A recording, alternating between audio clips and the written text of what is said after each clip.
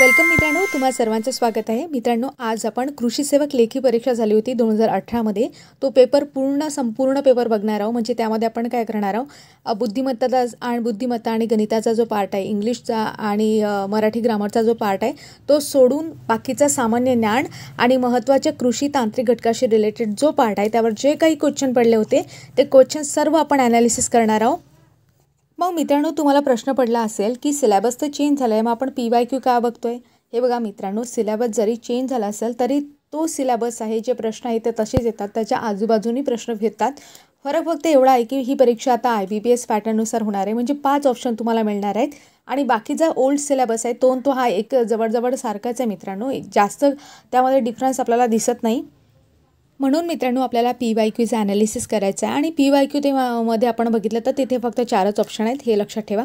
आता आपण बघतो त्या 4ही ऑप्शनचं आपण व्यवस्थितरित्या ॲनालिसिस करणार आहोत. म्हणजे प्रत्येक प्रश्न आपण समजून घेणार आहोत. हा प्रश्न का विचारला, याची पार्श्वभूमी काय, याचा तो एरिया आहे तो कुठपर्यंत आहे, कसा प्रश्न समोर विचारू शकतात, करंटचे प्रश्न कसे विचारले होते त्यावेळेस, आता कसे विचारू शकतात, IBPS पॅटर्ननुसार काय काय नवीन गोष्टी होऊ शकतात किंवा विचारू शकतात, ह्या सगळ्या गोष्टीचं आपण ॲनालिसिस करणार आहोत. आणि आपण जर बघितलं मित्रांनो, तर आपण ग्रामसेवक या परीक्षेची वाट पाहत होतो आणि अचानकच ही म्हणजे याची परीक्षेची तारीख समोर आली. तर मित्रांनो, घाबरून जाण्याचं कारण नाही. एक काम करा तुम्ही, तुमच्यासाठी एक महत्त्वाचा सल्ला की सिलेबस घ्या. सिलेबसनुसार गोष्टी कवर करण्याचा टॉपिक कवर करण्याचा प्रयत्न करा. कारण की इथे तुम्हाला पुस्तक कवर करण्यावर भर देऊ नका. मित्रांनो, बरेचसे विद्यार्थी आहेत जे कृषी सेवक ही परीक्षा देत आहेत, परंतु त्यांना अजूनसुद्धा माहिती नाही की कोणत्या घटकावर किती प्रश्न पडणार आहे, त्याचा पेपर पॅटर्न काय आहे. तर मी तुम्हाला इथे थोडक्यात आणि शॉर्टकटमध्ये सांगणार आहे. तर बघा मित्रांनो, प्रश्न कशावर, कोणत्या घटकावर किती प्रश्न पडणार आहे. तर आपण बघतो टेक्निकल पार्ट आहे ॲग्रिकल्चरचा, हा सगळ्यात महत्त्वाचा पार्ट आहे आणि हा सिलेबस आपल्याला पूर्ण कवर करायचा आहे.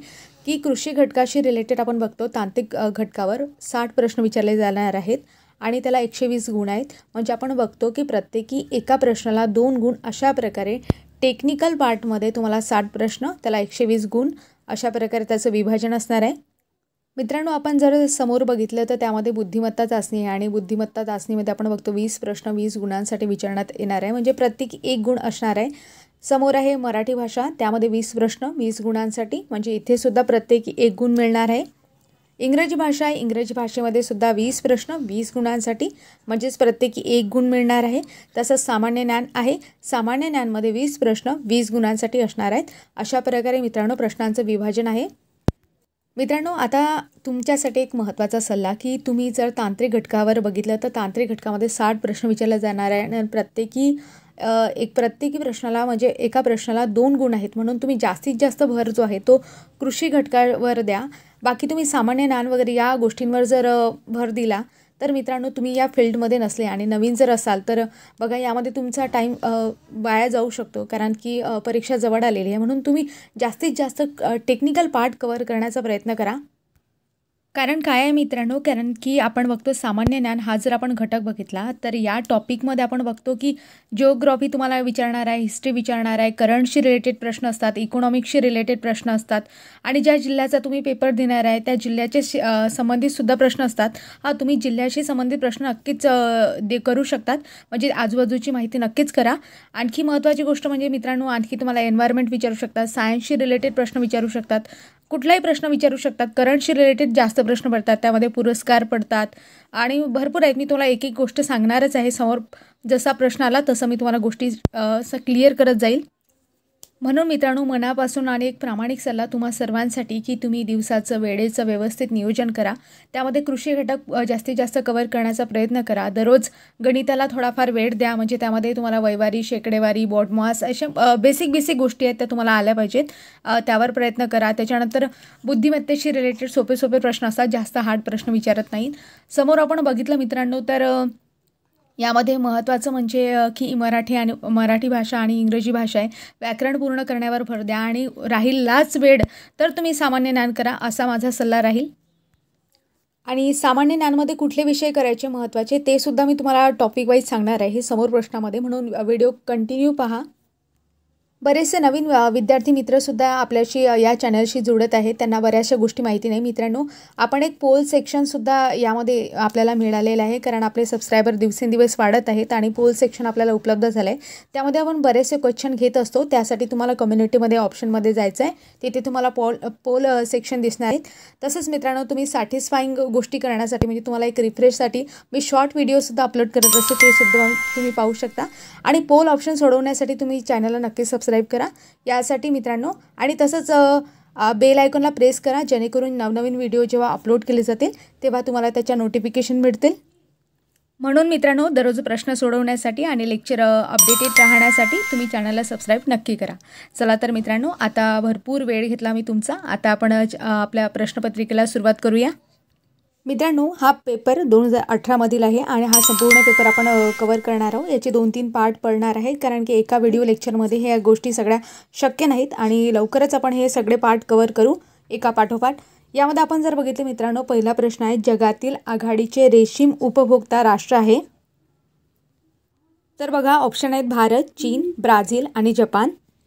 तर मित्रांनो, आपण रेशीम उद्योग आहे आणि त्याच्याशी संबंधित सर्व जे काही घटक आहेत त्यावर जे काही PYQ विचारले आहेत आणि महत्त्वाच्या सगळ्या मुद्द्यांचा समावेश घेतला होता. म्हणजे ते एक व्हिडिओ लेक्चर घेतलं होतं आणि ते स्टार्टिंगला घेतलं होतं. ते तुम्ही लिंकमध्ये डिस्क्रिप्शनमध्ये तुम्हाला मिळून जाईल किंवा तुम्ही व्हिडिओनुसार बघा. आता जर आपण बघितलं रेशीम उत्पादनाबद्दल सुद्धा मी इथे थोडक्यात 2-4 गोष्टी तुम्हाला सांगते. आपण जर बघितलं मित्रांनो, तर रेशीम उत्पादनात भारताचा चीन नंतर दुसरा क्रमांक लागतो. म्हणजे प्रथम क्रमांकावर रेशीम उद्योगात कोण आहे, तर चायना आहे आणि दुसऱ्या क्रमांकावर आपल्या भारत आहे. आणि याची रेशीम उद्योगाची सुरुवात मी सांगितलं होतं, तुम्हाला एक स्टोरी सांगितली होती छानशी. त्यामध्ये सांगितलं होतं की चीनमध्ये याची सुरुवात झाली. त्याच्यानंतर आपण बघतो की आपल्या भारतामध्ये रेशीम उत्पादनात अग्रेसर असणारं कुठलं राज्य आहे, तर प्रामुख्याने कर्नाटक राज्याचा त्यामध्ये समावेश होतो. आणि आपण बघतो, आणि एक महत्त्वाचा ऑब्जेक्टिव्ह मित्रांनो मी तुम्हाला सांगितला होता की 4ही प्रकार करणारा म्हणजे मुख्य रेशीम उत्पादन करणारा कोणता देश आहे, तर भारत देश आहे, ज्यामध्ये 4ही प्रकारचे रेशीमचे उत्पादन करतात. प्रामुख्याने आपण बघितलं कोणते आहेत ते 4 प्रकार. तर बघा, मलबेरी सिल्कवर्म आहे, त्याला आपण बॉम्बेक्स मोरी असं म्हणतो आणि बॉम्बेसिडाई फॅमिली आहे त्याची.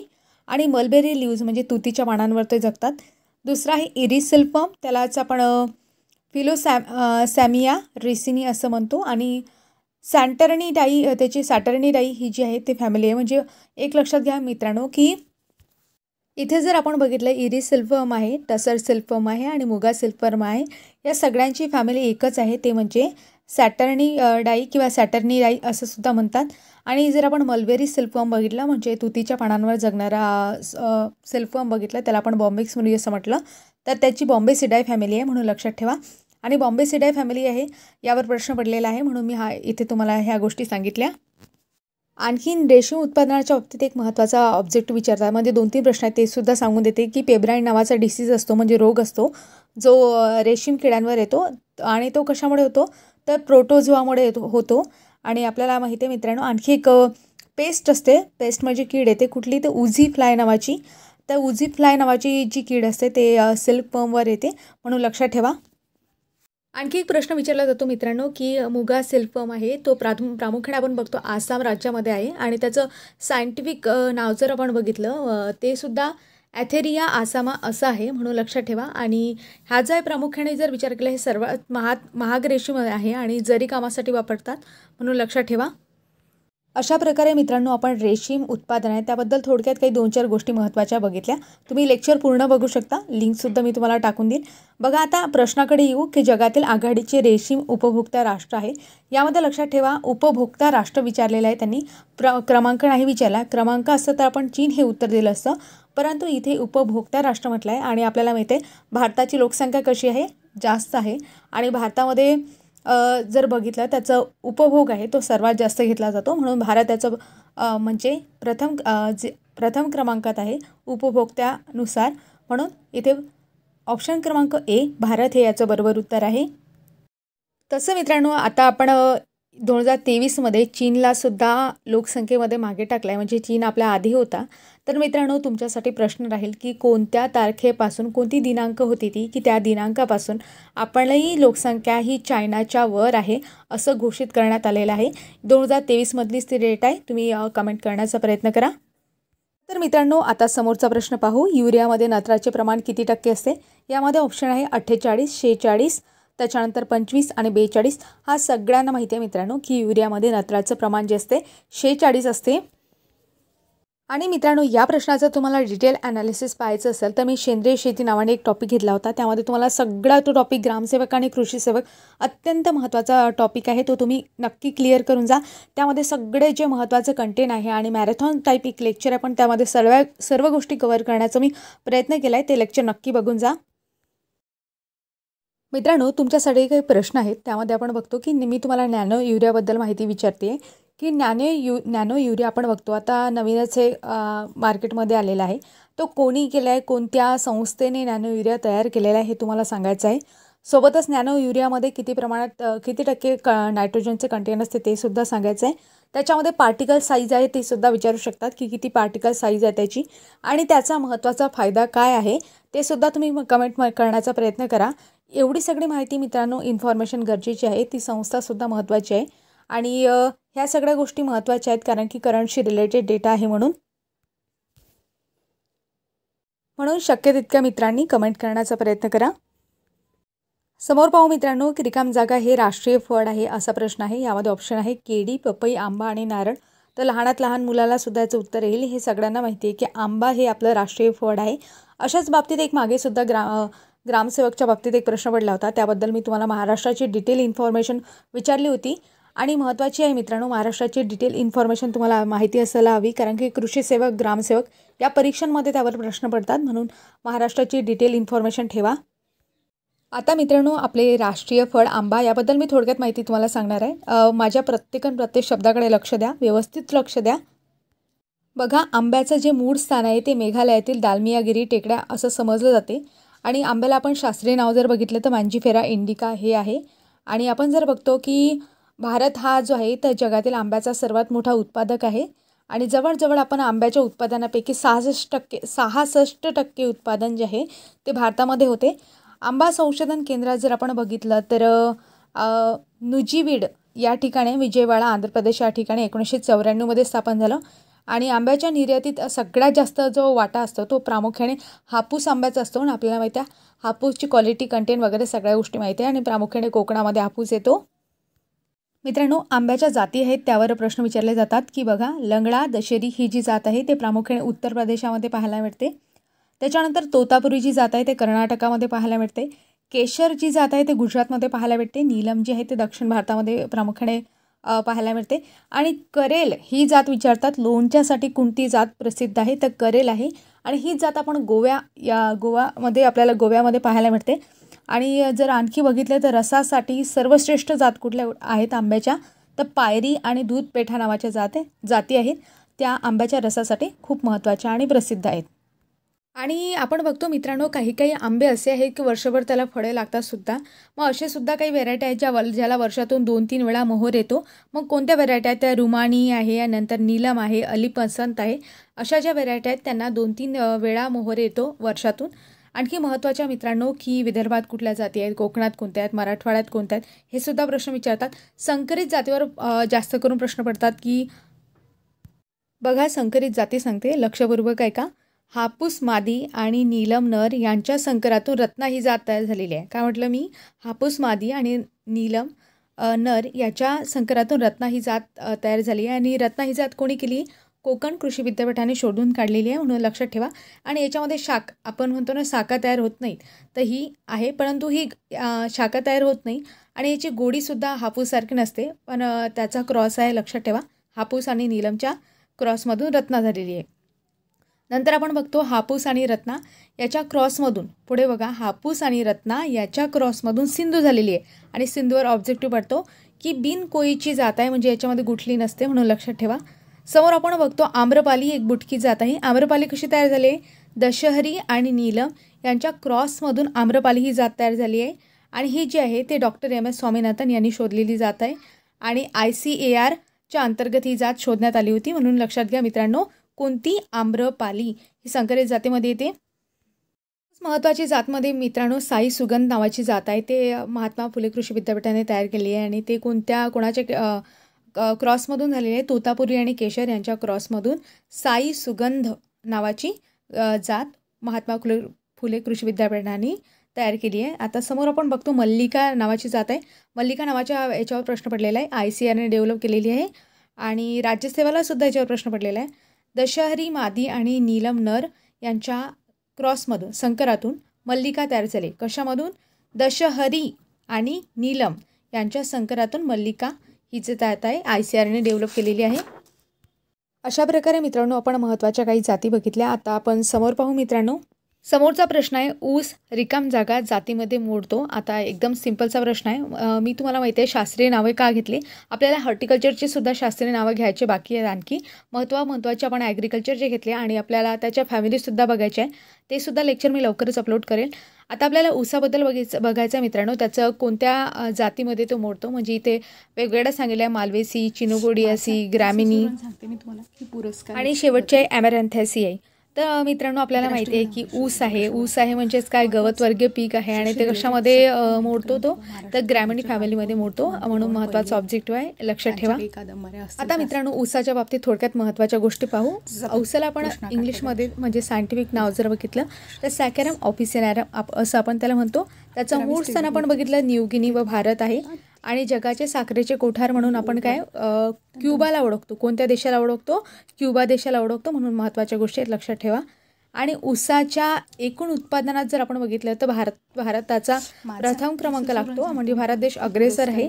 आणि साखर उत्पादनात जर आपण बघितलं तर महाराष्ट्र अग्रेसर आहे. बघा साखर उत्पादनात महाराष्ट्र अग्रेसर आहे. मात्र सर्वाधिक लागवडी खाली असलेले क्षेत्र कुठे आहे तर ऊसाच्या बाबतीत उत्तर प्रदेशमध्ये आपल्याला पाहायला मिळते. मित्रांनो बऱ्याच मित्रांच्या मनात हा सुद्धा प्रश्न आला असेल की जागतिक साखर उत्पादनात तर ब्राझील प्रथम क्रमांकावर आहे आणि नंतर भारताचा क्रमांक लागतो. बघा मित्रांनो ह्या दोन्ही गोष्टी आहेत, कधी भारत प्रथम क्रमांकावर तर कधी ब्राझील. आता प्रश्न कसा विचारला यानुसार तुमचं उत्तर ठरेल आणि बाकी तुम्ही गुगलवर सर्च करू शकता, तुम्हाला डायनॅमिक उत्तर भेटतील. म्हणजे इथे उत्तर वेगळं तिथे उत्तर वेगळं. म्हणून लक्षात ठेवा साखरेच्या बाबतीत. मित्रांनो आपण जर बघितलं तर ऊसामध्ये 3-4 प्रकारच्या म्हणजे हंगाम पडतात. त्यामध्ये आडसाली, पूर्व हंगामी, सुरू ऊस, खोडवा नावाचा ऊस असतो, लक्षात ठेवा. यामध्ये आडसालीची जे काही लागवडीचा महिना असतो तो त्यावर प्रश्न पडलेला आहे की आडसाली ऊस असतो तो 15 जुलै ते 15 ऑगस्ट दरम्यान लागवड करतात आणि 16 ते 18 महिन्याचं हे पीक आहे. जवळजवळ 150 टन उत्पादन येते. पूर्व हंगामी जो ऊस असतो त्या 15 ऑक्टोबर ते 15 नोव्हेंबर, लक्षात ठेवा. आडसालीबद्दल मी तुम्हाला सांगितलं की 15 जुलै ते 15 ऑगस्ट. ओके. आणि पूर्व हंगामी जो ऊसाचा हंगाम असतो त्यामध्ये 15 ऑक्टोबर ते 15 नोव्हेंबर दरम्यान पेरणी करतात. एक साली जो असतो ना एक साली ऊसाचा हंगाम त्यामध्ये जानेवारीमध्ये पेरणी करतात. म्हणजे लागवडीचा महिना एक साली ऊसासाठी. तर सुरू आणि हंगामी ऊसासाठी पर्टिक्युलर नाही तर हंगामानुसार आहे. आणि खोडवा ऊसासाठी प्रामुख्याने आपण 15 जानेवारी ते 15 फेब्रुवारी अशा प्रकारे लागवडीचे महिने दिले आहेत. त्याबद्दल प्रश्न पडलेले आहेत. आणखी महत्त्वाची गोष्ट सांगते मित्रांनो की 1992मध्ये ऊस पैदास केंद्र जे आहे त्याची सुरुवात केली. म्हणजे शुगरकेन ब्रीडिंग इन्स्टिट्यूट आहे त्याची सुरुवात झाली आणि त्याची स्थापना कुठे झाली तर कोइंबतूर या ठिकाणी आहे. आणि हा तुमचा ऑब्जेक्टिव्ह अत्यंत महत्त्वाचा. कोइंबतूर या नावावरून तुम्ही ऊसाच्या जाती लक्षात ठेवू शकता मित्रांनो की त्यामध्ये एक कीवर्ड आहे कोणता को या कीवर्डवरून तुम्ही ऊसाच्या जाती लक्षात ठेवा. जसं मी तुम्हाला हरभऱ्याच्या बाबतीत सांगितलं होतं, काय कीवर्ड सांगितलं होतं हरभऱ्याच्या बाबतीत की हरभऱ्याची जात आपल्याला कशी ओळखायची असेल तर प्रामुख्याने वी वरून त्याच्या विराट, विशाल, विश्वास अशा प्रकारच्या जाती पडतात. असं मी तुम्हाला कीवर्ड सांगितला होता. तसं ऊसाच्या बाबतीत मी तुम्हाला कारण की कोइंबतूरवरून हा कीवर्ड सांगत आहे. नावाने ज्या व्हरायटी असतील त्या प्रामुख्याने ऊसाच्या असतील. जसं की बघा मित्रांनो की साखरेचे सर्वाधिक प्रमाण असणारी जात कुठली तर 8014 आहे, त्याला महालक्ष्मी असं म्हणतात. जास्त ऊस आणि साखर उत्पादन जात कोणती आहे तर M 88-121 आहे, ते कृष्णा असं म्हणतात त्याला.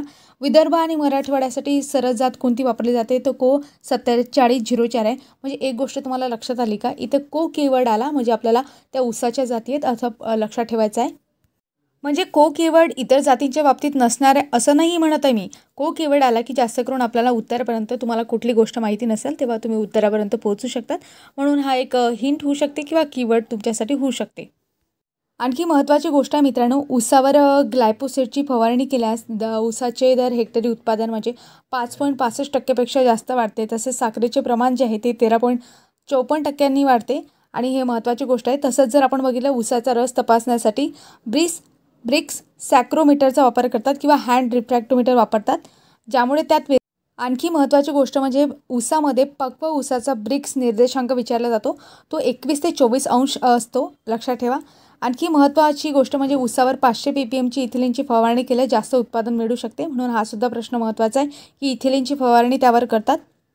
ऊसाच्या मशागतीच्या बाबतीत सुद्धा एक प्रश्न विचारला जातो की बाळबांधणी हा जो प्रकार आहे तो कशामध्ये करतात. तर लक्षात ठेवा मित्रांनो, जेव्हा ऊसाचं पीक जे आहे ती 3 ते 3.5 महिन्याचं झाल्यावर नांगराच्या सहाय्याने त्यामध्ये बाळबांधणी करतात. त्याच्यानंतर आपण बघतो 4.5 ते 5.5 महिन्यात म्हणजे 5 महिन्याचं झाल्यावर त्याच्यामध्ये रेजाने ऊसात सरी पाडतात. त्याला मोठी बांधणी किंवा खांदणी किंवा पक्की बांधणी असं म्हणतात. अशा प्रकारे मित्रांनो भरपूर ऊसाबद्दल प्रश्न विचारतात आणि म्हणून महत्त्वाच्या पिकांमध्ये आपण ऊस, आंबा आणि भात याबद्दल तुम्ही नक्की वाचून जाल. समोरचा प्रश्न पाहू मित्रांनो, रिकाम जागा हा शेंगवर्गीय भाजीपाला प्रकारात मोडतात. यामध्ये ऑप्शन आहेत वाटाणा, कोबी, वांगी आणि मिरची. तर लक्षात ठेवा मित्रांनो, यामध्ये ऑप्शन क्रमांक ए वाटाणा हे शेंगवर्गीय भाजीपाला प्रकारात मोडते. तर मित्रांनो, मी तुम्हाला सांगितलं होतं की शेंगवर्गीय पिकं आले म्हणजे जास्त करून लेग्युमिनस फॅमिलीज आपल्याला उत्तर द्यायचं आहे, लक्ष ठेवायचं आहे, महत्त्वाची गोष्ट आहे. आता आणखी यामध्ये जर आपण बघितलं मित्रांनो, गोबी आहे तर म्हणजे कोबी आहे तर कोबीची जी फॅमिली आहे ती क्रुसिफेरस फॅमिली आहे. वांगे, टोमॅटो, त्याच्यानंतर मिरची आहे त्याची सोलॅन्सिया फॅमिली आहे. बटाट्याची सोलॅन्सिया फॅमिली आहे, लक्षात ठेवा. समोरचा प्रश्न पाहू मित्रांनो, क्षेत्रीय ग्रामीण बँक आहे रिकाम जागा यावर्षी सुरू करण्यात आली. यामध्ये ऑप्शन आहे 1975, 1980, 1985, 1990.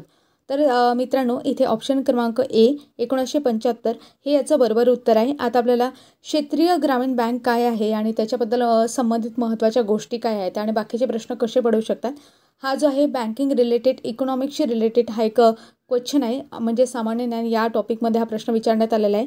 तसा हा ॲग्रिकल्चरशी सुद्धा संबंधित आहे, म्हणून महत्त्वाची गोष्ट आहे.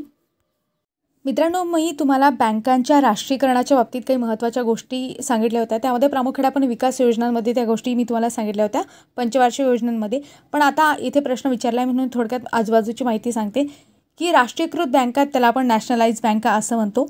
आणि बँका कधीपासून नॅशनलाइज झाल्या होत्या मित्रांनो, सुरुवातीला आपण स्टेट बँकची निर्मिती कशी झाली हे समजून घेऊ आणि त्याच्यानंतर बँका राष्ट्रीयकृत कशा झाल्या ते समजून घेऊ आणि नंतर आपल्या क्षेत्रीय प्रादेशिक जे काही म्हणजे प्रादेशिक ग्रामीण बँक आहे, क्षेत्रीय ग्रामीण बँक आहे त्यावर येऊ.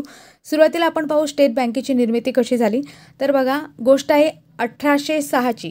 कधीची? 1806ची, म्हणजेच ब्रिटिश शासन काळातील गोष्ट आहे. त्यावेळेस एक ब्रिटिश शासन भागभांडवलदार असणारी एक कलकत्ता बँक स्थापन करण्यात आली होती आणि या कलकत्ता बँकचं रूपांतर कशामध्ये झालं, नंतर बँक ऑफ बेंगॉलमध्ये झालं. असं त्याला नामकरण करण्यात आलं.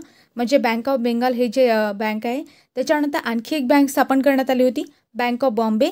त्याच्यानंतर आणखी एक होती मद्रास, म्हणजे bank of Bengal, bank of Bombay आणि बँक ऑफ मद्रास. या तिन्हींच्या एकत्रीकरणातून एक इम्पेरिकल बँक तयार करण्यात आली, म्हणजे अस्तित्वात आली. ती डेट होती 27 जानेवारी 1921.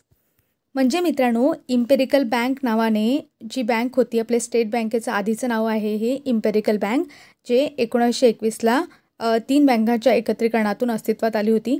नंतर मग समोर पुढे काय झालं, 1951ची गोष्ट आहे. आता 1951मध्ये ए डी गोरवाला समिती आली.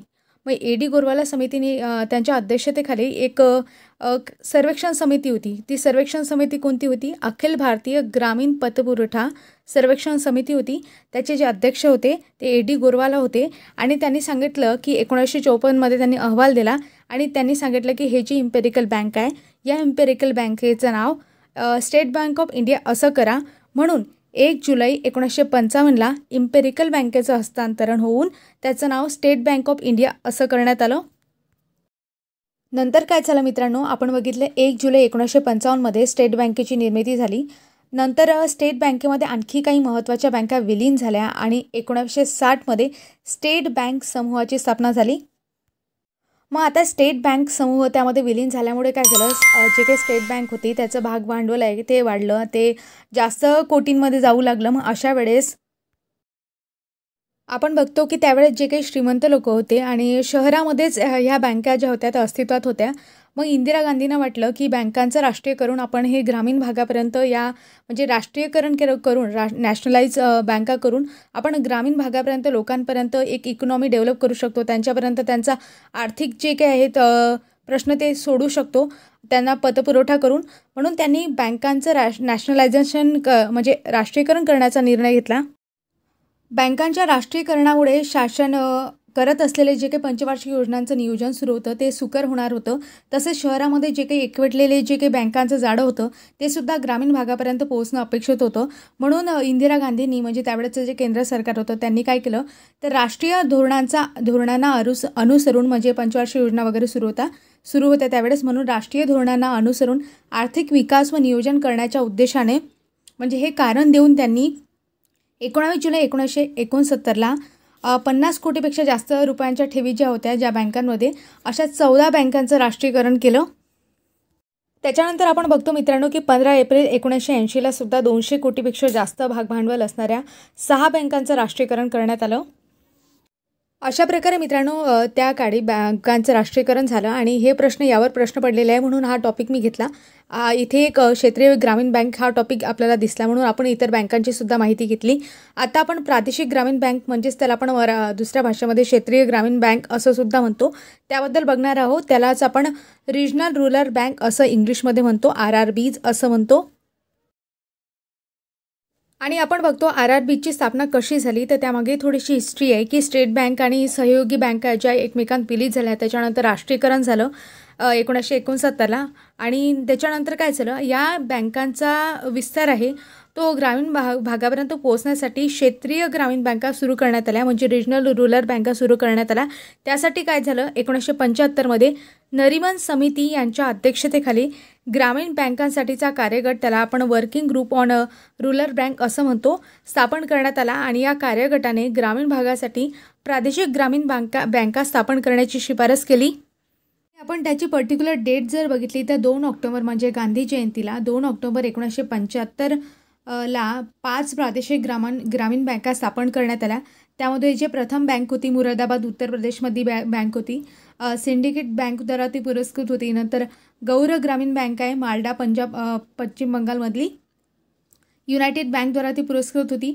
त्याच्यानंतर आपण बघतो गोरखपूर क्षेत्रीय ग्रामीण बँक आहे ते जे उत्तर प्रदेशमधलं गोरखपूर आहे त्या ठिकाणी स्टेट बँकेद्वारा पुरस्कृत होती. नंतर हरियाणा क्षेत्रीय ग्रामीण बँक आहे जी भिवानी हरियाणा या ठिकाणी आहे तर पंजाब नॅशनल बँकद्वारा ती पुरस्कृत होती. नंतर आपण बघतो जयपूर नागौर आंचलिक ग्रामीण बँक आहे जयपूर राजस्थानमध्ये तर ही युनायटेड कमर्शियल बँकद्वारा पुरस्कृत होती. अशा प्रकारे 5 महत्त्वाच्या RRBची सुरुवातीला स्थापना करण्यात आली.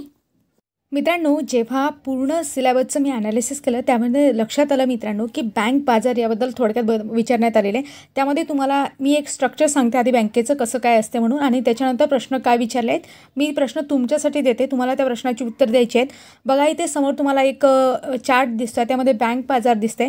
बँक बाजारामध्ये आपण प्रामुख्याने बघितले तर व्यापारी बँका आणि सहकारी बँका अशा 2 प्रकारे पडतात.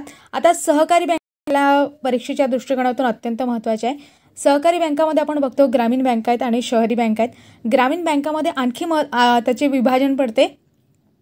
त्यामध्ये लघु मुदतीचे कर्ज देणाऱ्या बँका आहेत आणि दीर्घ मुदतीच्या कर्ज देणाऱ्या ज्या काही बँका आहेत दीर्घ मुदतीचे ज्या काही बँका कर्ज देताना त्यांना विकास बँका असं आपण संबोधतो लक्षात ठेवा. लघु मुदतीच्या बँका आहेत त्यामध्ये आपण प्रामुख्याने बघतो राज्य सहकारी बँक आहे, जिल्हा सहकारी बँक आहे, प्राथमिक कृषी पतसंस्था आहेत.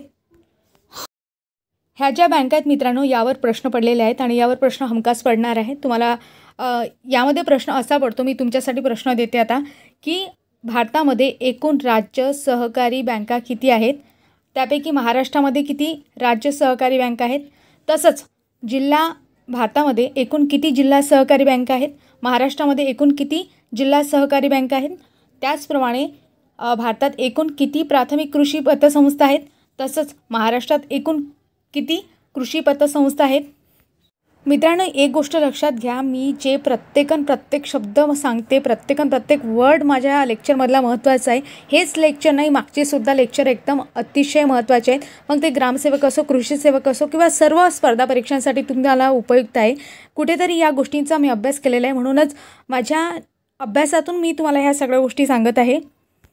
आणि मित्रांनो, तुमच्या माहितीसाठी सांगते की हे लेक्चर बनवण्यासाठी मला खूप मेहनत लागते. लेक्चर 30-40 मिनिटाचं असते जास्तीत जास्त, परंतु याच्यासाठी मला 7-8 तासांची मेहनत घ्यावी लागते. बराचसा अभ्यास करावा लागतो. तुम्हाला चुकीची माहिती शेअर झाली नाही पाहिजे याची काळजी घ्यावी लागते. बोलताना शब्द नीट गोष्टी सांगाव्या लागतात. आणि मित्रांनो, माझा पुरेपूर प्रयत्न राहते की कमी वेळामध्ये मी विद्यार्थी मित्रांना कशी जास्तीत जास्त इन्फॉर्मेशन शेअर करू शकते. कारण मित्रांनो, मी तुम्हाला शब्द दिला होता की आपण फ्रीमध्ये लेक्चर घेऊ. तुम्ही जर इतरत्र बघितलं मित्रांनो की यूट्यूबचे चॅनल बघितले, यूट्यूबचे व्हिडिओ बघितले किंवा बरेचसे बॅचेस आहेत, त्यांनी पैसेसुद्धा घेऊन ठेवले, तरीसुद्धा त्यांचा सिलेबससुद्धा कवर झाला नाही. आणि कवरसुद्धा हो किंवा ना हो तरीसुद्धा त्यांची क्वालिटी कंटेंटसुद्धा नाही, तरीसुद्धा विद्यार्थी मित्रांकडून पैसे घेतले गेले आहेत. आणि माझ्या बाबतीत जर मित्रांनो तुम्ही जर बघितले तर मी तुम्हाला फक्त लाईक आणि चॅनलला सबस्क्राईब एवढ्याच गोष्टी मागते. ते सुद्धा तुम्हाला आवडलं असलं तरच करायला सांगते, अन्यथा नाही केलं तरी चालते. ठीक आहे विद्यार्थी मित्रांनो, आता माझी गोष्ट जास्त मनावर घेऊ नका. समोरचा आपण प्रश्न पाहू. समोर आपण बघितलं तर प्रश्न आहे मित्रांनो, प्रश्न आहे भेंडीतील सगळ्यात गंभीर आजार रिकाम जागा हा होय. यामध्ये ऑप्शन आहेत मूळ, सर, भुरी, शिरा, पिवळा पडणारा विषाणूजन्य रोग आणि समोरचा ऑप्शन आहे वरीलपैकी काही नाही. तर लक्षात ठेवा मित्रांनो, ऑप्शन क्रमांक सी म्हणजे शिरा पिवळा पडणारा विषाणूजन्य रोग हा भेंडीतील सगळ्यात गंभीर आजार होय. आता आपण याला इंग्लिशमध्ये पाहू. म्हणजेच मित्रांनो, इंग्लिशमध्ये आपण बघितलं तर याला येलो व्हेन मोझॅक इन भेंडी असं म्हणतात किंवा येलो व्हेन मोझॅक व्हायरस असं म्हणतात. आणि हा जो व्हायरस आहे हा ट्रान्सफर करण्याचं काम एका वेक्टर थ्रू होत असते. आता वेक्टर म्हणजे कुठला एखादा कीटक असेल की जो त्या एखाद्या पिकामध्ये की म्हणजे आपण भेंडीबद्दल बघतो तर भेंडीमध्ये व्हायरस ट्रान्सफर करण्याचं काम करते. तर कुठला वेक्टर आहे तो, तर ते लक्षात ठेवा व्हाईट फ्लाय आहे. व्हाईट फ्लाय म्हणजेच आपण बघतो पांढरे जे काही पांढरे माशी आहे त्याच्यामुळे येलो व्हेन मोझॅक इन भेंडी हा रोग होतो, म्हणजे हा व्हायरल डिसीज आहे. आणि व्हाईट फ्लायचं सायंटिफिक नावसुद्धा विचारतात, तर लक्षात ठेवा बेमिसिया टॅबॅसी हे त्याचं सायंटिफिक नाव आहे, लक्षात ठेवा. मित्रांनो, आता आपण भेंडी या पिकाबद्दल म्हणजेच ओकरा या पिकाबद्दल थोडक्यात माहिती पाहू. ओकराच्या जाती विचारल्या जातात, त्यामध्ये प्रामुख्याने आपण परभणी क्रांती आहे, व्हाईट फ्लाय रेजिस्टंट व्हेरायटी आहे ही विचारली जाते. आणि कोणत्या विद्यापीठाने डेव्हलप केली आहे हे तुम्हाला कमेंटमध्ये सांगायचं आहे. नावात त्याच्या लक्षात ठेवा मित्रांनो परभणी क्रांती आहे, मग कोणत्या विद्यापीठाने डेव्हलप केली असेल असं लॉजिक तुम्हाला लागायला पाहिजे. समोर आपण बघतो वर्षा उपहार नावाचे आहे, हे सुद्धा व्हाईट फ्लाय रेजिस्टंट आहे. म्हणजे आपण बघितलं आताच की जे पांढरी माशी आहे त्याला रेजिस्टंट व्हेरायटी आहे कुठली, वर्षा उपहार. जर पांढरी माशी नसेल मित्रांनो तो व्हायरस येणार नाही भेंडीवर, कारण की ते वेक्टर म्हणून काम करते, ते ट्रान्सफर करण्याचं काम करते व्हायरस भेंडीमध्ये, म्हणून लक्षात ठेवा.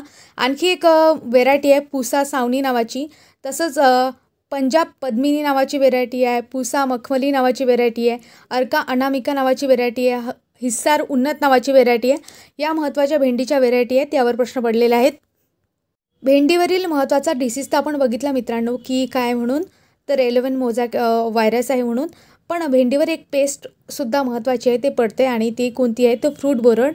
आणि त्या फ्रूट बोरडचं नाव कोणतं आहे ते इंग्लिशमध्ये म्हणजे त्याचं सायंटिफिक नेमसुद्धा विचारतात की इरियाज विटेला आहे. लक्षात ठेवा मित्रांनो, मेजर पेस्ट आहे ओकरावरची. आणि ओकराबद्दल आपण बघितलं होतं तर बघितलं समजा त्याचं ओरिजिन आहे ते आफ्रिका आहे, फॅमिली माल्वासिया फॅमिली आहे. आणि ओकराचं सायंटिफिक नाव जर आपण बघितलं मित्रांनो तर अबेल मोस्कस इस्कुलँटस असं आहे. उच्चार नीट लक्षात घ्याल, तुम्ही स्पेलिंग पाहून घ्याल. आणि मित्रांनो आणखी एक प्रश्न पडतो यामध्ये की ओकरा म्हणजेच भेंडीचं प्रति हेक्टरी किती बियाणं लागते हा सुद्धा प्रश्न पडतो, आणि महत्त्वाचा प्रश्न आहे म्हणून लक्षात घ्या आणि तुम्ही उत्तर देण्याचा प्रयत्न करा. समोरचा प्रश्न पाहू मित्रांनो. आता समोरचा प्रश्न पाहू मित्रांनो, कीटकांच्या खालीलपैकी कोणत्या गटाला ऊसातील जटिल पोखरणारे. तर बघा मित्रांनो यामध्ये वेगवेगळे ऑप्शन आहेत. त्यामध्ये पहिला ऑप्शन आहे early shoot borer, top shoot borer, internode borer. समोरचा बी ऑप्शन आहे early shoot borer, top shoot borer, पिरिली. सी ऑप्शन आहे early shoot borer, white grub, internode borer. D option आहे sugarcane woolly aphid, top shoot borer, internode borer. आता मित्रांनो इथे एक गोष्ट लक्षात घ्या, म्हणजे इथे प्रश्न मराठीमधून पडलेला आहे, पण जे ऑप्शन आहेत ते इंग्लिशमधून मराठीमध्ये लिहिलेले आहेत. म्हणजे तुम्हाला इंग्लिश मराठी अशा दोन्ही विषयाचं ज्ञान असायला पाहिजे, इथे असं समजते. आता आपण बघितलं मित्रांनो तर कीटकांच्या खालीलपैकी कोणत्या गटाला त्यांनी ऊसातील जटिल पोखरणाऱ्या अळ्या असं म्हणून संबोधलं आहे. म्हणजे यामध्ये आपण जर बघितलं ऑप्शन क्रमांक ए म्हणजेच अर्ली शूट बोरर आहे, टॉप शूट बोरर आहे, इंटरनोड बोरर आहे, ह्या सगळ्यात जटिल अळ्या आहेत आणि ह्या नेमक्या काय करतात, याच्यामुळे डेड हार्ट सिम्पटम होत असते. डेड हार्ट म्हणजे काय, ह्या काय करतात, ऊसाच्या मधोमध म्हणजे त्याच्यात जातात आणि ऊसाचा जो मधातला भाग असते तो डेड करून म्हणजे खाऊन टाकतात. म्हणून त्याच्यामुळे काय होते, त्याचं हार्ट जे असतं, आपण बघतो ऊसाचा मधातला जो पोकळ भाग आहे तो पोकळ होऊन जातो, म्हणून त्याला डेड हार्ट म्हणते. त्याच्यामध्ये कुठल्याही प्रकारे ऊसाचं कंटेन राहत नाही, रस राहत नाही, लगदा राहत नाही, म्हणून त्याला डेड हार्ट सिम्पटम असं म्हणतात. आणि ह्या ज्या अळ्या आहेत त्यापैकी काही अळ्यांचा अर्ली शूट बोरर म्हणजे हिचा पहिला अटॅक होतो, नंतर आपण टॉप शूट बोरर आहे, इंटरनोट बोरर आहे, अशा प्रकारे ह्या ज्या अळ्या आहेत एका पाठोपाठ डेट करत जातात त्याचे सिम्पटम, त्यामुळे ऊसाचा पूर्णपणे नाश होतो. म्हणून ह्या सगळ्यात जटिल पोखणाऱ्या अळ्या आहेत आणि हा अतिशय महत्त्वाचा ऑब्जेक्ट आहे, म्हणून लक्षात ठेवा. समोर पाहू मित्रांनो, ॲझोस्पिरिलम या जैविक खताची रिकाम जागा पिकासाठी शिफारस केली जाते. यामध्ये ऑप्शन आहेत, आपण जर बघितलं सोयाबीन, भुईमूग, ज्वारी आणि बरसीम. तर ॲझोस्पिरिलम आपल्याला माहिती आहे मित्रांनो. पुढचा प्रश्न आहे मित्रांनो, ॲझोस्पिरिलम या जैविक खताची रिकाम जागा पिकासाठी शिफारस केली जाते. यामध्ये ऑप्शन आहे सोयाबीन, भुईमूग, ज्वारी आणि बरसीम. तर मित्रांनो इथे 3 लेग्युमिनस क्रॉप सांगितले आहेत, सोयाबीनसुद्धा, भुईमूगसुद्धा आणि बरसीमसुद्धा, कारण हे शेंगवर्गीय पिकं आहेत. परंतु आपण बघतो तृणधान्य पिकामध्ये आपण ॲझोटोबॅक्टर आणि ॲझोस्पिरिलम याचा वापर करत असतो, म्हणून इथे ऑप्शन क्रमांक सी ज्वारी हे याचं बरोबर उत्तर होईल. पुढचा प्रश्न पाहू मित्रांनो, क जीवनसत्वाच्या कमतरतेमुळे खालीलपैकी कोणते लक्षण सगळ्यात जास्त दिसून येते. यामध्ये आपण ऑप्शन बघितले तर आपल्याला पाहायला मिळते, फक्त शिरांमधील भाग पिवळा पडून करबुरीत होणे, फक्त पानांची टोकं आणि कडा करपणे, तसेच अतिशय होत नाही. नंतर आपण बघतो फक्त जुनी पानं काही प्रमाणात करपणे आणि वरीलपैकी सर्व. तर लक्षात घ्या मित्रांनो, क जीवनसत्वाच्या कमतरतेमुळे यापैकी सर्वच आहेत जे ऑप्शन ते बरोबर आहेत, कारण की शिरामध्ये भाग पिवळा पडून पाने करबुरीत होतात, पानांची टोका आणि कडासुद्धा करपतात, त्याच्यामुळे उतिनाश होतं म्हणजे उतिशय होते आणि जुनी पानेसुद्धा काही प्रमाणात करपतात. अशा प्रकारे क जीवनसत्वाच्या अभावामुळे आपल्याला लक्षणे दिसून येतात.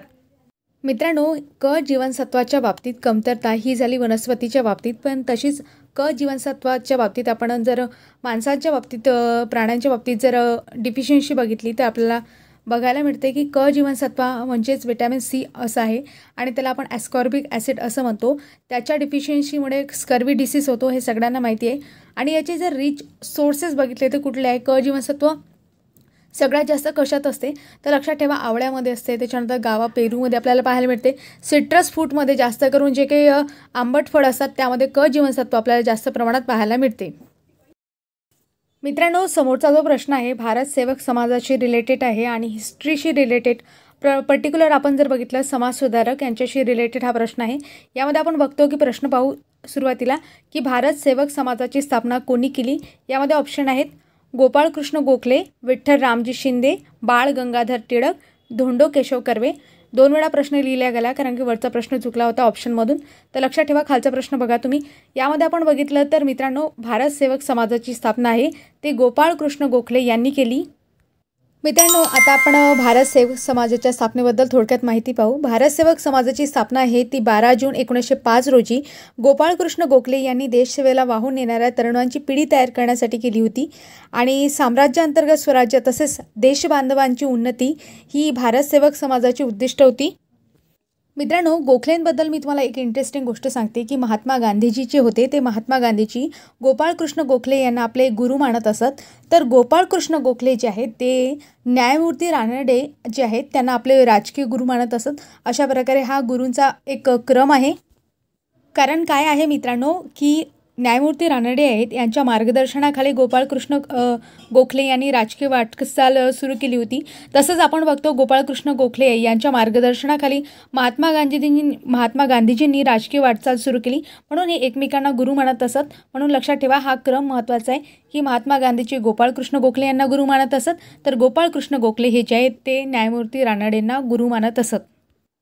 गोपाळकृष्ण गोखलेंबद्दल आणखी एक महत्त्वाची गोष्ट म्हणजे मित्रांनो, वेल्बी कमिशन पुढे त्यांनी साक्ष दिली होती आणि त्यांना जर आपण बघितलं तर 1997 डेक्कन सभेमार्फत ते वेल्बी कमिशन पुढे त्यांनी साक्ष दिली होती. त्यांनी आर्थिक परिस्थितीबद्दल साक्ष दिली होती आणि ती साक्ष इतकी मुद्देसूद आणि उत्कृष्ट होती की इंग्लंडमध्ये त्यांना हिंदुस्थानाच्या राजकारणातील एक उगवता तारा म्हणून प्रसिद्धी मिळाली होती. गोखलेंचं हे मुद्देसूद बोलणं आणि उत्कृष्ट बोलणं यासाठी लॉर्ड मिंटो आणि बरेचसे इंग्रज अधिकारी सुद्धा त्यांची स्तुती करत असत. लॉर्ड कर्झन होते, आपण बघतो बंगालच्या फाळणीशी रिलेटेड आहेत, त्यांनी सुद्धा गोखलेंबद्दल काही उद्गार काढले. ते म्हणत होते की गोखले यांच्या तोडीचा लोकसभा गाजवणारा वक्ता माझ्या माहितीत नाही. म्हणजे इथपर्यंत जे इंग्रज अधिकारी आहेत त्यांनी गोखलेंबद्दल स्तुती केली आहे. त्याच नंतर आपण लॉर्ड मिंटोसुद्धा बघतो, त्यांनीसुद्धा गोखलेंबद्दल असं म्हटलं होतं की गोखले यांच्या इतके मुद्देसूद, साधार व विपुल आकडेवारीने भरलेले भाषण इंग्लंडच्या पार्लमेंटमध्ये क्वचितच ऐकायला मिळेल. म्हणून इंग्रज अधिकारीसुद्धा मित्रांनो त्यांची स्तुती करत असत. मित्रांनो, आता तुम्हाला एक हिंट देऊ का, म्हणजे पेपरमध्ये प्रश्न कशावर पडतील तर लक्षात ठेवा, महत्त्वाचे समाजसुधारक आहेत त्यावर प्रश्न पडणार आहेत. मग ते गोपाळकृष्ण गोखले आहेत, न्यायमूर्ती रानडे आहेत, तसेच आपण बघतो महात्मा फुले आहेत. त्याच्यानंतर आपण अधिक महत्त्वाचे जर बघितले तसेच लोकमान्य टिळक आहेत, गोपाळ गणेश आगरकर आहेत, बाळशास्त्री जांभेकर आहेत, दादोबा पांडुरंग तरखडकर आहेत, जगन्नाथ शंकर शेट आहेत. हे काही महत्त्वाचे जे समाजसुधारक आहेत आणि प्रारंभीचे समाजसुधारक, मध्यमकालीचे समाजसुधारक, स्त्री समाजसुधारक, वेगवेगळ्या याची प्रश्न पडू शकतात. म्हणून समाजसुधारक हा टॉपिक जो आहे ग्रामसेवक त्याचप्रमाणे कृषीसेवक दोन्ही परीक्षांच्या दृष्टिकोनातून महत्त्वाचा आहे. आणि मित्रांनो, तुमच्याकडे वेळ असलाच तर 11वीचं स्टेट बोर्डचं पुस्तक आहे जुनं इतिहासाचं, ते वाचा, त्यातून तुमचे बरेचसे माहिती कव्हर होईल. पण लक्षात ठेवा की कृषीसेवकसाठी फक्त आपण सामान्य ज्ञानमध्ये जर बघितलं तर एक प्रश्न पडणार आहे आणि एक प्रश्नासाठी तुम्हाला एवढं सगळं पुस्तक वाचणं जर परवडत असेल तर नक्की वाचा, नाहीतर मग आपलं जसं कंटिन्यू सुरू आहे तसं करा. पर्टिक्युलर मी हिस्ट्रीच्या बाबतीत तुम्हाला सांगितलं बरं का, म्हणजे बाकीचे ऑब्जेक्टिव्ह पडू शकतात, करंटशी रिलेटेड भरपूर पडतात, त्यामध्ये पुरस्कार वगैरे विचारतात प्रामुख्याने बघितलं तर. आता समोर बघूच मित्रांनो, मी तुम्हाला एक एक जसा जसा प्रश्न येईल तसं हिंट देत जाईन, कीवर्ड सांगत जाईन आणि कसा अभ्यास करायचा ते सुद्धा सांगत जाईन. मित्रांनो, समोरचा प्रश्न आहे महाराष्ट्राचे विद्यमान राज्यपाल कोण आहेत. हा आता करंटशी रिलेटेडसुद्धा प्रश्न होतो, पॉलिटीशी रिलेटेड, हिस्ट्रीशी रिलेटेडसुद्धा प्रश्न होतो. आता तुम्ही कशात पकडता हे तुमच्यावर डिपेंड आहे.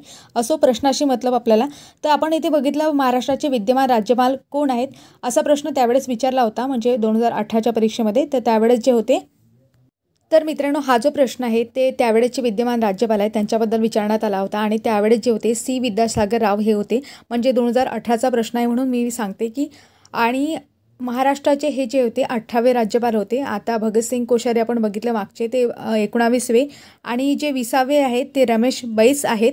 आता सध्याचे जे आपले महाराष्ट्राचे राज्यपाल आहेत ते रमेश बैस आहेत. 18 फेब्रुवारी 2023 त्यांची नियुक्ती झालेली आहे. आणि तुमच्यासाठी प्रश्न राहील मित्रांनो की राज्यपाल जे असतात, राज्यपालांची नियुक्ती कोण करते आणि कोणाद्वारे केली जाते, लक्षात ठेवा. आणि जर आपण बघितलं तर राज्यपाल जे असतात त्यांच्याबद्दल कोणती कलम संबंधित आहे, म्हणजे राज्यघटनेत असे कोणती कलम आहे जे राज्यपाल यांच्याशी संबंधित आहे. तसेच मित्रांनो, दुसरा प्रश्नसुद्धा महत्त्वाचा आहे की रमेश बैस यांच्याबद्दल तुम्हाला संपूर्ण डिटेल माहिती सांगणार आहे की रमेश बैस यांनी कधीपासून कार्यभार सांभाळला, याआधी ते कुठे होते, त्यांचं मूळ राज्य कोणतं, कारण यावर सुद्धा प्रश्न पडलेले आहेत. राज्यसभेला प्रश्न पडलेला आहे प्रिलिम्सला की, आणि तसंच मित्रांनो बऱ्याच परीक्षामध्ये हा अपडेटेड आणि करंटचा डेटा आहे. प्रामुख्याने आपण बघतो महाराष्ट्राशी रिलेटेड आहे, म्हणून आपल्याला राज्यपाल या घटकाशी संबंधित सगळे घटक आहेत ते माहिती असायला हवेत. मित्रांनो, राज्यपाल आहेत, पर्टिक्युलरली महाराष्ट्राचे राज्यपाल आहेत, त्यांच्या बाबतीत मी महत्त्वाच्या 2-4 गोष्टी तुम्हाला सांगते, लक्षात घ्या. यामध्ये बघतो आपण सर्वात पहिले राज्यपाल कोण होते आपल्या महाराष्ट्राचे, तर श्री प्रकाश आहे, जे महाराष्ट्राचे 1956 ते 1962 दरम्यान महाराष्ट्राचे पहिले राज्यपाल होते. त्याच्यानंतर आपण बघतो अशा कोणत्या महिला आहेत ज्या महाराष्ट्राच्या राज्यपाल होत्या, तर विजयालक्ष्मी पंडित आहेत, ज्या महाराष्ट्राच्या 1962 ते 64 याच्या दरम्यान महाराष्ट्राच्या राज्यपाल होत्या. समोर जर आणखी एक महत्त्वाचा प्रश्न विचारला जातो की असे कोणते महाराष्ट्राचे राज्यपाल होते पुढे चालून ते राष्ट्रपती झाले, तर असे आपण बघितलं तर शंकर दयाळ शर्मा आहेत आणि ते 1986 ते 1987 या काळात महाराष्ट्राचे राज्यपाल होते आणि समोर नंतर ते भारताचे राष्ट्रपती झाले. हा सुद्धा प्रश्न विचारून झालेला आहे. त्याच्यानंतर आणखी एक प्रश्न विचारला जातो की सर्वाधिक कालावधीसाठी महाराष्ट्रामध्ये राज्यपाल कोण राहिले आहेत, तर हा जो डेटा आहे यामध्ये PC अलेक्झांडर होते, ते महाराष्ट्रामध्ये सर्वाधिक काळासाठी राज्यपाल राहिलेले आहेत. म्हणजे त्यांचा कार्यकाळ आपण बघितला 1993 ते 2002 इतका होता. ह्या सगळ्या गोष्टी महत्त्वाच्या आहेत मित्रांनो. आता मित्रांनो तुमच्यासाठी खिंड देते आणि कीवर्ड सांगते, काही गोष्टी सांगते महत्त्वाच्या आहेत, काय अभ्यास करायचा आणि कशा. यामध्ये आपण राज्यपाल बघितले, तुम्हाला वाटत नाही का मग की मुख्यमंत्रीसुद्धा विचारू शकतात. तर मित्रांनो मुख्यमंत्र्यांबद्दलसुद्धा तुम्हाला डिटेल माहिती लक्षात ठेवायची आहे की पहिले कोण होते, आताचे कोण आहेत, कितवे आहेत आणि कोणत्या मतदारसंघाशी ते रिलेटेड होते, असा सुद्धा प्रश्न पडू शकते. आणि महत्त्वाच्या गोष्टी आहेत म्हणून लक्षात ठेवा. आणि पहिले जे मुख्यमंत्री आहेत त्यांच्याबद्दल डिटेल माहिती लक्षात ठेवा. चला तर मित्रांनो आता समोरचा प्रश्न पाहू. समोरचा प्रश्न आहे, फळात क जीवनसत्वे जास्त असतात. रिकाम जागा फळात क जीवनसत्वे जास्त असतात असा प्रश्न आहे. आता यामध्ये ऑप्शन आपण बघितले, सफरचंद, आवळा, सीताफळ, नारळ. तर मित्रांनो हे खूप वेळा सांगून झालं आहे आणि साधा सोपा प्रश्न आहे. तर लक्षात ठेवा, आवळा यामध्ये क जीवनसत्व जास्त प्रमाणात असतात. समोरचा प्रश्न पाहू मित्रांनो, गहू हे रिकाम जागा हंगामातील पीक आहे. आता साधा सोपा प्रश्न मित्रांनो, इतका सोपा प्रश्न विचारला आहे. रब्बी आणि खरीप हंगामातील पिके, शेतकऱ्याची मुले आपण आणि डिप्लोमा डिग्री आपलं झालेलीच आहे. ह्या सगळ्या गोष्टी आपल्याला समजायलाच पाहिजे. तर लक्षात ठेवा, गहू हे रब्बी हंगामातील पीक आहे म्हणून लक्षात ठेवा. समोरचा प्रश्न विचारला आहे मित्रांनो, 1 हेक्टर भाताच्या रोप लागवडीसाठी रोपमळ्यांची किती क्षेत्राची गरज असेल. यामध्ये ऑप्शन पाहू, 500 मीटर वर्ग, 1500 मीटर वर्ग, 1000 मीटर वर्ग, 100 मीटर वर्ग. तर लक्षात ठेवा मित्रांनो, 1 हेक्टर भाताचे रोप जर आपल्याला लागवड करायचं असेल तर त्यासाठी जवळजवळ 1000 मीटर वर्ग इतक्या क्षेत्राची आपल्याला गरज पडते. म्हणून ऑप्शन क्रमांक सी याचं बरोबर उत्तर आहे. मित्रांनो आपण जर भातामध्ये रोपे तयार करण्याच्या वेगवेगळ्या पद्धती आहेत त्या जर बघितल्या तर त्यामध्ये प्रामुख्याने आपण डॅपॉक पद्धतीचा वापर करतो. डॅपॉक ही जी पद्धत आपण फिलिपाईन्स या देशाकडून घेतलेली आहे आणि म्हणजे या देशातील ही पद्धत आहे. आणि या पद्धतीमध्ये आपण बघतो लवकर रोपे तयार उपलब्ध होतात आणि किती दिवसाबाद आपण विचार केला तर 12 दिवसानंतर आपण त्याची ट्रान्सप्लांटिंग करू शकतो रोपांची. दुसरी महत्त्वाची पद्धत मित्रांनो आपण बघितली ते टोकन पद्धत आहे. टोकन पद्धत जर आपण बघतो तर त्यामध्ये बारीक जर बी असेल तर 25 ते 30 किलो बियाणं लागते आणि जाड जर बियाणं असेल तर ते 30 ते 40 किलो बियाणं लागते. मित्रांनो आणखी एक महत्त्वाची सिस्टीम असते, सिस्टीम ऑफ राईस इंटेन्सिफिकेशन. त्याला आपण SRI मेथड म्हणतो आणि ही जी मेथड आहे ते 1983 मध्ये मादागास्कर येथे डेव्हलप केलेली आहे. आणि पहिल्यांदा ही जर मेथड पाहिली आपण कुठे झाली डेव्हलप भारतामध्ये तर तामिळनाडू या ठिकाणी झाली 2000 मध्ये. यामध्ये सीड रेट सगळ्यात कमी लागतो, जवळजवळ आपण बघतो मित्रांनो की 5 kg प्रति हेक्टरी एवढा सीड रेट लागतो. आणि या पद्धतीमध्ये आपल्याला चांगल्या प्रकारे उत्पादन मिळू शकते. नॉर्मल पद्धतीपेक्षा 30% जास्त आपण उत्पादन घेऊ शकतो. आणि महत्त्वाची गोष्ट म्हणजे याच्यामध्ये सीडलिंगची जी एज असते म्हणजे ट्रान्सप्लांटिंग करायची ते सुद्धा कमी असते. 10 ते 12 दिवसानंतर आपण ट्रान्सप्लांटिंग करू शकतो. आणि याच्यासाठी जर आपण बघितलं मित्रांनो एरिया रिक्वायर किती असतो ट्रान्सप्लांटिंगसाठी, केवढा एरिया लागतो तर 1 हेक्टर एरियासाठी जर आपण बघितलं 400 स्क्वेअर फूट एवढा म्हणजे 37 मीटर वर्ग इतका एरिया लागतो. मित्रांनो भाताच्या बाबतीत सीड रेट आहे ते अत्यंत महत्त्वाचं आहे. ब्रॉडकास्टिंग म्हणजे आच्छादन पद्धतीने म्हणजे भाताचं बियाणं तुम्ही फेकून जर शेतामध्ये देत असाल तर त्यासाठी तुम्हाला जवळजवळ 100 kg प्रति हेक्टरी एवढं बियाणं लागते. तेच जर तुम्ही ड्रिलिंग पद्धतीने करत असाल तर त्यासाठी 60 kg प्रति हेक्टरी एवढं बियाणं लागते. तेच जर तुम्ही हायब्रिड राईस संकरित राईस पद्धतीमध्ये बघत असाल तर 15 kg प्रति हेक्टरी एवढं बियाणं लागते. मित्रांनो भात या पिकाबद्दल बरेचसे ऑब्जेक्ट विचारले जातात कारण भात हे अत्यंत महत्त्वाचं पीक आहे. कारण की आपण बघतो यामध्ये 60% जास्त लोकांचं मुख्य अन्न आहे हे. आता बघा मित्रांनो भाताच्या बाबतीत काही महत्त्वाचे ऑब्जेक्ट सांगते की गिरणीत तांदूळ काढताना होणारी घट किती असते तर 2 ते 10% गिरणीमध्ये जेव्हा तांदूळ काढतात त्यावेळेस घट होते. अन्नधान्यामध्ये बघितलं तेलाचं प्रमाण किती असते या भात पिकाबद्दल तर भाताचं तूस असते त्यामध्ये 18% तेलाचं प्रमाण असते म्हणून लक्षात ठेवा. आणि भाताच्या कापणीच्या बाबतीत एक गोष्ट असते की वैभव विड्याची शिफारस आहे आणि मी खूप वेळा सांगितलं आहे मित्रांनो हा ऑब्जेक्टिव्ह की 90% पीक तयार झाल्यावर किंवा 80% ज्या काही करड्या रंगाच्या झाल्या म्हणजे साळ असते ते करड्या रंगाची झाल्यावर वैभव विड्याद्वारे त्याची कापणी करतात.